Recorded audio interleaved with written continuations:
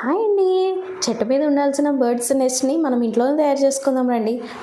ఉడికించిన పొటాటోస్ని ఇట్లా గ్రేట్ చేసుకోవాలి, లేకపోతే స్మాషర్తో స్మాష్ చేసుకొని ఉప్పు, పసుపు, కారం, గరం మసాలా, ధనియాల పొడి, జీలకర్ర పొడి అండ్ కొద్దిగా పన్నీరు, ఉల్లిపాయ, పచ్చిమిర్చి, అల్లం వెల్లుల్లి పేస్ట్, కొత్తిమీర వేసుకొని బాగా కలుపుకోవాలి. మనం ఎగ్స్ కోసం పన్నీరు, దాంట్లో తగినంత కార్న్ఫ్లోర్ వేసి ఇట్లా రౌండ్ బౌల్స్లా చేసుకొని కార్న్ఫ్లోర్ బ్యాటర్ తయారు చేసుకొని ఇట్లా మనము